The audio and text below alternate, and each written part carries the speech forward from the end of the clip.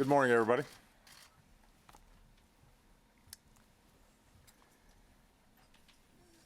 Today, the United States and our armed forces continue to lead the global coalition in our mission to destroy the terrorist group ISIL.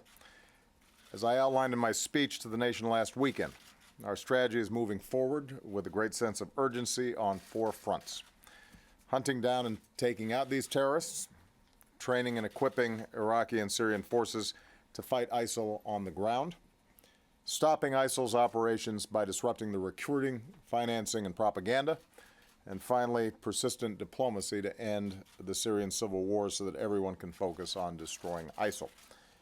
I just had a chance to meet with my National Security Council as part of our regular effort to review and constantly strengthen our efforts, and I want to thank Secretary Carter, Chairman Dunford, and Vice Chairman Selva for hosting us and for their leadership of our men and women in uniform. We heard from General Austin, who is leading the military campaign in the region, as well as General Votel, whose special operations forces are playing a vital role in this fight. I want to provide all of you a brief update on our progress against the ISIL core in Syria and Iraq, because as we squeeze its heart, we'll make it harder for ISIL to pump its terror and propaganda to the rest of the world. This fall, even before the revolting attacks in Paris and San Bernardino, I ordered new actions to intensify our war against ISIL. These actions, including more firepower and special operations forces, are well underway. This continues to be a difficult fight. As I said before, ISIL is dug in, including in urban areas, and they hide behind civilians, using defenseless men, women, and children as human shields. So even as we're relentless, we have to be smart, targeting ISIL surgically with precision. At the same time, our partners on the ground are rooting ISIL out town by town, neighborhood by neighborhood, block by block. That is what this campaign is doing. We are hitting ISIL harder than ever. Coalition aircraft, our fighters, bombers, and drones have been increasing the pace of airstrikes, nearly 9,000 as of today.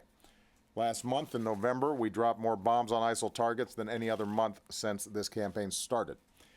We're also taking out ISIL leaders, commanders, and killers one by one. Since this spring, we've removed Abu Sayyaf, one of their top leaders, Haji Mutaz, ISIL's second in command, Junaid Hussein, a top online recruiter, Muhammad Emwazi, who brutally murdered Americans and others, and in recent weeks, finance chief Abu Saleh, senior extortionist Abu Mariam, and weapons trafficker Abu Rahman al-Tunisi. The list goes on. We're going after ISIL from their stronghold right in downtown Raqqa to Libya, where we took out Abu Nabil, the ISIL leader there. The point is, ISIL leaders cannot hide, and our next message to them is simple: you are next. Every day, we destroy as well more of ISIL's forces, their fighting positions, bunkers, and staging areas, their heavy weapons, bomb-making factories, compounds, and training camps. In many places, ISIL's lost its freedom of maneuver because they know if they mass their forces, we will wipe them out. In fact, since this summer, ISIL has not had a single successful major offensive operation on the ground in either Syria or Iraq. In recent weeks, we've unleashed a new wave of strikes on their lifeline, their oil infrastructure, destroying hundreds of their tankers, trucks, wells, and refineries, and we're going to keep on hammering those. ISIL also continues to lose territory in Iraq. ISIL had already lost across Kirkuk province and at Tikrit. More recently, ISIL lost at Sinjar, losing a strategic highway. ISIL lost at Baji with its oil refinery.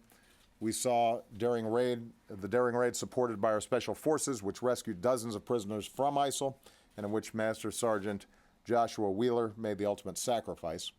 So far, ISIL has lost about 40% of the populated areas it once controlled in Iraq, and it will lose more. Iraqi forces are now fighting their way deeper into Ramadi. They're working to encircle Fallujah and cut off ISIL supply routes into Mosul. Again, these are urban areas where ISIL is entrenched. Our partners on the ground face a very tough fight ahead, and we're going to continue to back them up with the support that they need to ultimately clear ISIL from Iraq. ISIL also continues to lose territory in Syria. We continue to step up our air support and supplies to local forces, Syrian Kurds, Arabs, Christians, Turkmen, and they are having success. After routing ISIL at Kobani and Tal Abyad, they've pushed ISIL back from almost across the entire border region with Turkey, and we're working with Turkey to seal the rest. ISIL's lost thousands of square miles of territory it once controlled in Syria, and it will lose more. The special forces that I ordered to Syria begun supporting local forces they push south, cut off supply lines, and tighten the squeeze on Raqqa. Meanwhile, more people are seeing ISIL for the thugs and the thieves and the killers that they are. We've seen instances of ISIL fighters defecting. Others who've tried to escape have been executed, and ISIL's reign of brutality and extortion continues to repel local populations and help fuel the refugee crisis. So many people are migrating, said one Syrian refugee. ISIL, she said, will end up all alone. All this said, we recognize that progress needs to keep coming faster. No one knows that more than the countless Syrians and Iraqis living every day under ISIL's terror, as well as the families in San Bernardino and Paris and elsewhere who are grieving the loss of their loved ones. Just as the United States is doing more in this fight, just as our allies, France, Germany, and the United Kingdom, Australia, and Italy are doing more, so must others. And that's why I've asked Secretary Carter to go to the Middle East. He'll depart right after this press briefing to work with our coalition partners on securing more military contributions to this fight. On the diplomatic front, Secretary Kerry will be in Russia tomorrow as we continue to work as part of the Vienna process to end the Syrian civil war. Meanwhile, here at home, the Department of Homeland Security is updating its alert system to help the American people stay vigilant and safe. And as always, our extraordinary men and women in uniform continue to put their lives on the line in this campaign and around the world to keep the rest of us safe. This holiday season, many of our troops are once again far from their families. And as your Commander-in-Chief, on behalf of the American people, we want to say thank you. We are grateful and we are proud for everything that you do. Because of you, the America that we know and love and cherish is leading the world in this fight. Because of you, I am confident that we are going to prevail. Thank you very much, everybody.